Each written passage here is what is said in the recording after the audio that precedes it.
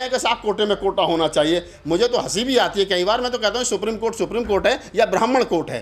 तो इन लोगों से उम्मीद करना बेईमानी है। मैं तो फिर पुनः तमाम लोगों से अपील करूंगा, जो लोग मिठाई बांट रहे हैं, जो लोग लड्डू बांट रहे हैं, कि अगर आप लोग सुरक्षित हैं तो अपने बड़े भाई के संरक्षण में सुरक्षित हो सकते हैं। अगर मैं कमज़ोर हूं तो मैं मजबूत तब हो सकता हूं, तब मैं अपने बड़े भाई के साथ रहूं। अगर मैं अपने बड़े भाई से लड़ करके अपनी एक कोठरी अलग ले लूं उससे बंगले में से, और मैं सोचूं कि ब्राह्मणों के साथ जाकर के मैं सुरक्षित हो जाऊंगा, मुझे पता है ब्राह्मणों के साथ मैं सुरक्षित नहीं होऊंगा। वो मेरी एक कोठरी भी छीन लेंगे और मेरी पिटाई भी करेंगे।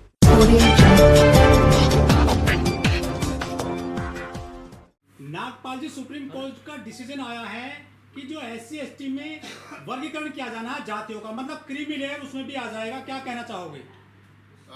जो आपका सवाल है वो बड़ा महत्वपूर्ण है, और वर्तमान समय में जिस प्रकार से ये फैसला आया है सुप्रीम कोर्ट का, तो निसंकोच ये दलित समाज को, SC ST समाज को ये आपस में लड़ाने का एक सुप्रीम कोर्ट का डिसीजन है।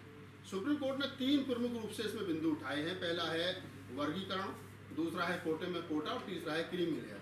अगर हम तीनों मुद्दों पर बारी बारी से बात करते हैं तो हमें पता चलता है कि जिस प्रकार से सुप्रीम कोर्ट जो है वो कह रहा है, 6-7 जजों की बेंच ने 6-1 से ये पास किया है, तो इसमें विरोध सिर्फ इतनी सी बात को लेकर के है। पहला तो मैं क्रीमी लेयर पे आ जाता हूँ कि अगर क्रीमी लेयर लागू होता है शेड्यूल कास्ट और शेड्यूल ट्राइब में, तो जो जातियाँ क्या नाम आर्थिक रूप से सक्षम हो गई हैं, तो वो चिन्हित कैसे की जाएंगी कि कौन क्रीमी लेयर में आएगा और कौन क्रीमी लेयर में नहीं आएगा। चलो मैं मान भी लेता हूँ कि क्रीमी लेयर में जो जातियाँ आएंगी, खासतौर से कौन सी जातियाँ आएंगी, वो चमार आएंगे, महार आएंगे, जाटव आएंगे, मीणा आएंगे, ये कुछ एक जातियाँ हैं, पासवान आएंगे, ये कुछ 3-4 जातियाँ हैं जो क्रीमी लेयर में आ सकती हैं। अब सवाल यहाँ पर ये खड़ा होता है कि क्रीमी लेयर में जो जातियाँ आएंगी, तो उन जातियों को क्या, जो उनके बच्चों को नौकरी मिलेगी, तो क्या जर्नल में उनको जगह मिलेगी? ये सबसे बड़ा सवाल है। क्या ब्राह्मण उनके लिए जगह छोड़ेंगे? सवर्ण समाज के लोग उनके लिए कुर्सियां खाली करेंगे? क्योंकि टीना डावी के बाद में, टीना डावी 2015 में जो IAS का UPSC का रिजल्ट आया था, उसके बाद में एक नियम बना दिया गया था कि शेड्यूल कास्ट का आदमी कितने भी अच्छे मार्क लिया, लेकिन वो शेड्यूल कास्ट में ही काउंट होगा। तो ऐसे में जब शेड्यूल कास्ट का व्यक्ति शेड्यूल कास्ट में ही काउंट होगा, तो ऐसे में जो लोग क्रीमी लेयर से ऊपर आ जाएंगे शेड्यूल कास्ट शेड्यूल ट्राइब के, तो सबसे पहला ये सवाल है कि सरकार या सुप्रीम कोर्ट के आदेश के अनुसार सरकार जो है उनको कहाँ स्थान देगा। सवर्ण लोग कितना उनके लिए, अगर वहां से सपोज करो 5-6% लोग आते हैं, तो 5-6% उन लोगों को सवर्ण कोटे में जगह मिलेगी या जनरल कोटे में जगह मिलेगी? पहला सवाल तो ये हो गया क्रीमी लेयर का। दूसरा जवाब जो है कोटे में कोटा, तो कोटे में कोटा किस आधार पर तय होगा? अब सरकार, सुप्रीम कोर्ट ने जिस प्रकार से राज्यों के हवाले ये सवाल कर दिया, पहली बात तो राज्यों का कोई मतलब ही नहीं है केंद्र सरकार इसमें हस्तक्षेप करे। उसके लिए भी सरकार को चाहिए कि वो जातिगत जनगणना करवाए।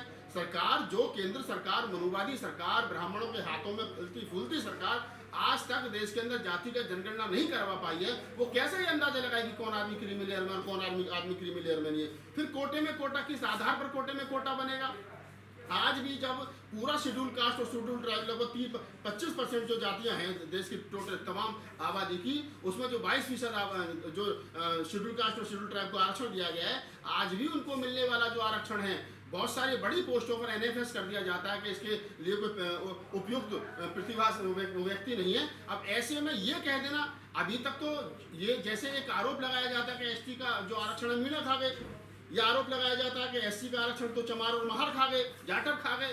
तो ये कैसे नहीं कहा जाएगा कि कल को जब चमार, महार और मीणा और पासवान और इनके होते हुए तब भी सीट NFS हो रही हैं, अगर कोटे में कोटा लेकर के का नियम बन जाता है, तो ऐसे में ये कैसे नहीं माना जाएगा कि अगर एक सीट वाल्मीकि समाज के हिस्से में आती है, खटीक समाज के हिस्से में आती है, धानक समाज के हिस्से में आती है, अन्य और जातियों को 1-1, 2-2 सीट बांट दी जाती है, यानी कोटे में कोटा दे दिया जाता है, तो उन सीटों को कैसे भरा जाएगा? क्या NFS करके उन्हें सवर्णों को नहीं सौंपा जाएगा? तो ये कहीं ना कहीं दलित समाज को जो आरक्षण मिल रहा है 22.5%, चमार, महार और पासी और खट्टी ये तो कर लेंगे अपना पूरा, लेकिन जो कमजोर जातियां हैं जो आज तक मुख्य धारा में शामिल नहीं हो पाई, वो कैसे करेंगी? उदाहरण के तौर पर मैं आपको बता दूं, ये सीधा सीधा कहीं ना कहीं, पहले तो मैंने बताया कि ये जो 22.5% आरक्षण है, इस आरक्षण को में से कम 5-7%, 10% आरक्षण सीधा सीधा छीनने का एक केंद्र सरकार और सुप्रीम कोर्ट का एक ये नियम ये बनाने जा रहे हैं। दूसरा जिसका विरोध हो रहा है, दूसरा आपस में लड़ाने का काम हो रहा है। और तीसरी जो सबसे बड़ी दिक्कत है, तीसरी सबसे बड़ी दिक्कत यह है कि अगर ऐसा हो जाता है तो जो बाबा साहब डॉक्टर अम्बेडकर की मूवमेंट है, बुद्ध कबीर नानक रैदास की मूवमेंट और खासतौर से अम्बेडकर जो मूवमेंट है, वो मूवमेंट जो है मान सम्मान की मूवमेंट है, सेल्फ रेस्पेक्ट का मूवमेंट है। बाबा साहब डॉक्टर अम्बेडकर ने का जब आप पूरा आंदोलन पढ़ेंगे तो पता चलेगा कि उनका आंदोलन पेट भरने का आंदोलन नहीं है, मान सम्मान और बराबरी का आंदोलन है। आज दिल्ली जैसे महानगरों में या अन्य जिलों में जहां पर वाल्मीकि समाज के लोग रहते हैं, एक घर में से 2 लोग सफाई कर्मचारी, मेरी बात बुरी लग सकती है, लेकिन जब बात जाति पर आ गई है और जाति में भी जाति पर आ गई है तो फिर मुझे जाति के आधार पर बोलना पड़ेगा। तो मैं ये कह रहा हूँ बड़े विश्वास के साथ में कि अगर सब जो वाल्मीकि समाज के लोग कॉलोनियों में रहते हैं, महानगरों में रहते हैं, दिल्लियों में रहते हैं, आज तक वो अपना स्टैंडर्ड डेवलप नहीं कर पाए।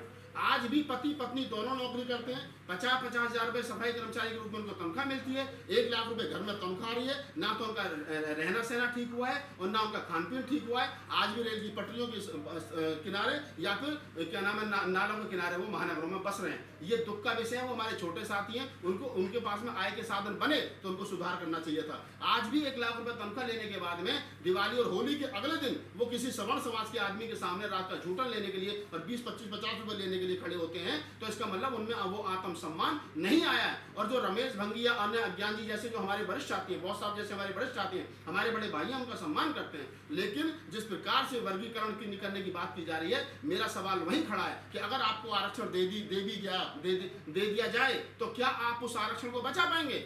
आज टोटल शेड्यूल कास्ट के आरक्षण को, SC/ST के आरक्षण को अगर आंदोलन होता है आरक्षण बचाने के लिए या अन्य किसी को कोई आंदोलन होता है तो कौन रोड पर लट खाता है? सबसे ज्यादा चमार जाटव खाता है, महार खाता है, पासवान निकल करके थोड़ा बहुत बिहार में आता है, और कौन सी चौथी और पांचवी जाति आ रही है? नहीं आ रही है। जब उस आरक्षण बचाने की बात हो, SC/ST एट्रोसिटी एक्ट को बचाने की बात हो तो बचाता कौन है? चमार बचाता है, जाटव बचाता है, महार बचाता है, चमार की उपजातियां रोड पर निकल करके आती है, पासवान बिहार का बचाता है, महाराष्ट्र का महार बचाता है, और बताओ कौन आता है निकल करके? और तो RSS की शाखाओं में कच्छा पहन करके जा रहे हैं। और अब जिस प्रकार से वर्गीकरण किया जा रहा है, ये तय है कि इनको अगर आरक्षण मिल गया तो चमार अपना 10% बचा लेगा, महार अपना बचा लेगा, पासी और ये अपना बचा लेंगे, लेकिन जो इनके हिस्से में 3 और 4% आरक्षण आएगा कोटे में कोटा, उसको कौन बचाएगा? अब तक तो चमार महार लटका करके बचाता रहा, लेकिन वो फिर इनका क्यों बचाएगा? वो अपना बचाएगा। तो ना तो इनको आरक्षण मिलेगा ना इनको कुछ मिलेगा। ये ब्राह्मणों के हाथों में, मनुवादियों के हाथों में खेल रहे हैं। और जो ब्राह्मण मैंने देखा, सुबह से मैं देख रहा हूँ, कल से देख रहा हूँ कि जिन वाल्मीकियों बस्तियों में लड्डू बट रहे हैं, जिन खटीक समाज की बस्तियों में लड्डू बट रहे हैं, और वो खुश हो रहे हैं कि अब हमारे बच्चे भी जज और कलेक्टर और मिनिस्टर बनेंगे, तो मैं उनसे कह देना चाह रहा हूं कि आपके लिए दरवाजे कल भी खुले थे, कल सुरक्षित हाथों में थे आप, लेकिन अब आप उन लोगों से उम्मीद कर रहे हो, ब्राह्मणों से और लालाओं से उम्मीद कर रहे हो कि वो आपके लिए दरवाजे खोलेंगे, वो आपके लिए लड़ेंगे। वो कभी आपके लिए नहीं लड़ेंगे। ये विचारणीय प्रश्न है।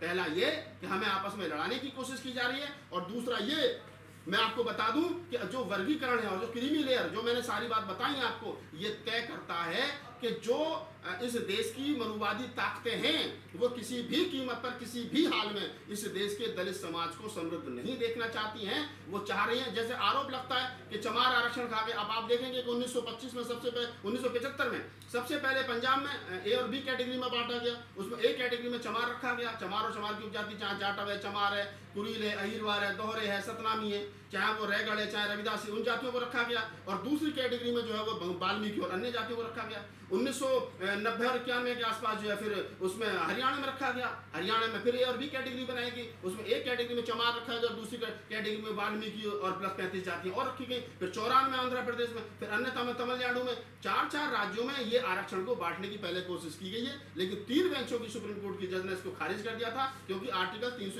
341 का ये कहीं ना कहीं उसका विरोध है। उसके बाद में अब 2010 से लेकर के अब तक जो लोग लड़ रहे थे इस पर, वो आज हारे हैं।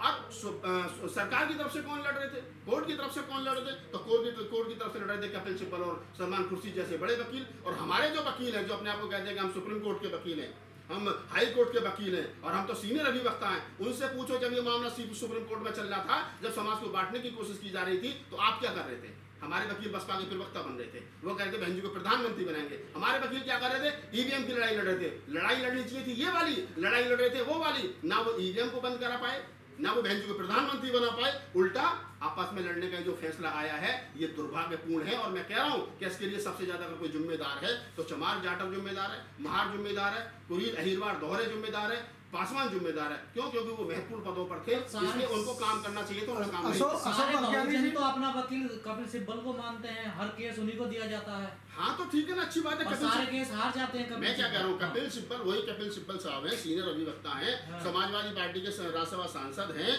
और मैं आपकी जानकारी के लिए बता दूं, अगर केजरीवाल साहब आज अगर जेल में हैं तो कपिल सिब्बल साहब हैं उनके वकील। अगर शिबू सोरेन साहब जेल में गए तो कपिल सिब्बल उनके वकील थे। और वो जेएनयू का लड़का है, क्या नाम है उसका, उमर खालिद, उसके 18 बार बेल कैंसिल हो गई, वो कपिल सिब्बल साहब उसके वकील हैं। तो मैं तो ये नहीं समझ पा रहा हूँ कि सीनियरिटी का दायरा क्या है। अगर सीनियरिटी का दायरा ये है कि किसी व्यक्ति की 18 बार बेल कैंसिल हो जाए और वकील बेल ना करा और कहे मैं सीनियर एडवोकेट हूँ, तो भाई कैसा सीनियर एडवोकेट है? फिर तो हमें लग रहा है कि ये हमारे जो नई उम्र के बच्चे आ रहे हैं बहुत अच्छे। जितने भी आरक्षण विरोधी मामले हैं सब में कपिल सिब्बल जरूर पाए जाते हैं। हाँ तो देखिए, मैं क्या कह रहा हूँ, बाबा साहब डॉक्टर अम्बेडकर से एक बार पंडित दीनदयाल उपाध्याय ने कहा कि डॉक्टर साहब कभी हमारे घर पर भी आकर के चाय पीजिए। तो बाबा साहब ने मुस्कुराते हुए बड़ी अच्छी बात कही। बाबा साहब ने कहा कि ब्राह्मणों की चाय मीठी जरूर होती है, लेकिन स्वास्थ्य के लिए हानिकारक होती है। तो ये समझना चाहिए कि ब्राह्मणों की गोद में बैठते हुए जो पकौड़ी और चाय खा रहे हैं, जो उन्हें अपना रहनुमा समझ रहे हैं, उनको समझिए कि ब्राह्मण जो है उसकी चाय कॉफी मीठी तो हो सकती है, लेकिन आपके लिए खतरनाक है। अशोक अज्ञानी, वीर सिंह बहोत, रमेश भंगी जैसे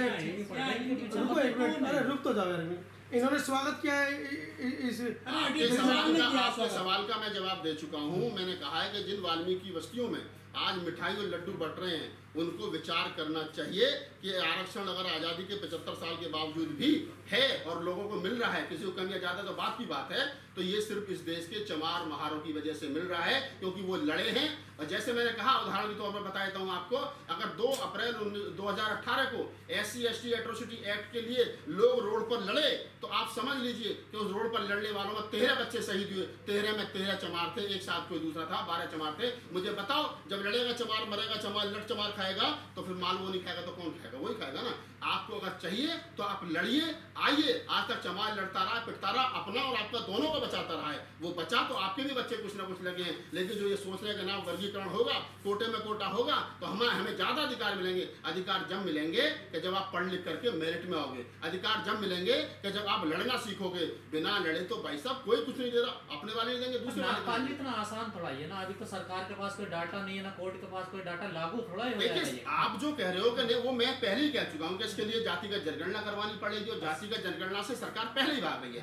दूसरा, अब ये कैसे तय किया जाएगा कि SC/ST में कौन क्रीमी लेयर में आ गया, कौन क्रीमी लेयर में आ गया? उसका जो पैमाना है वो क्या है क्रीमी लेयर का? 1 करोड़ वाला आदमी क्रीमी लेयर में आएगा, 2 करोड़ वाला क्रीमी लेयर में आएगा, जो एक बार चपरासी बन गया, दोबारा उसका बच्चा चपरासी बन गया, वो क्रीमी लेयर में आएगा, या वो क्रीमी लेयर में आएगा जो एक बार IAS हो गया, दूसरा उसका बच्चा IAS हो गया, वो क्रीमी लेयर में आएगा? तो क्रीमी लेयर में आएगा कौन? पहले तो क्रीमी लेयर का सवाल है। फिर जो शेड्यूल कास्ट में और शेड्यूल ट्राइब में जो बताया जा रहा है कि हम कोटे में कोटा देंगे, तो कोटे में कौन सी जातियां बाहर जाएंगी, कितने % जाएंगी, कौन सी जातियां अंदर रहेंगी, कितने % रहेंगी, ये कैसे तय किया जाएगा? ये तय होगा जातिगत जनगणना से, आर्थिक रूप से पता चलेगा कि किस प्रकार से, तभी जाकर के हो सकता है। ये जो 7 जज हैं, इनमें एक भी दलित नहीं है, ना SC है ना ST है।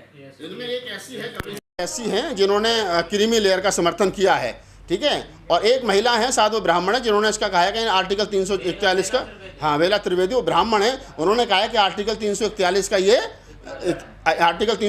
का ये उल्लंघन है, लिहाजा मैं इससे सहमत नहीं हूँ। लेकिन 6 जज, जिसमें चीफ जस्टिस साहब जो है वो खुद शामिल हैं, तो पहले तो यही सवाल खड़ा होता है कि चीफ जस्टिस साहब पहले तो इसी बात का जवाब दें कि आप लोगों को लिए न्याय दिलवा रहे हो, कोटे में कोटा दिलवा रहे हो, जातिगत क्या नाम है, जाति में जाति ढूंढ रहे हो, और कह रहे हो नहीं सबका भला होना चाहिए। तो इसी सुप्रीम कोर्ट में पहले चीफ जस्टिस साहब, अब चीफ जस्टिस साहब हैं, पहले इनसे पहले उनके पिताजी चीफ जस्टिस रहे, उनके दादाजी चीफ जस्टिस रहे। बड़े मजे की बात है कि जिस परिवार में से 3 आदमी चीफ जस्टिस रहे हों और 33 में से लगभग 28 जज ब्राह्मण हों, वो लोग कह रहे हैं कि साहब कोटे में कोटा होना चाहिए। मुझे तो हंसी भी आती है कई बार, मैं तो कहता हूँ सुप्रीम कोर्ट है या ब्राह्मण कोर्ट है।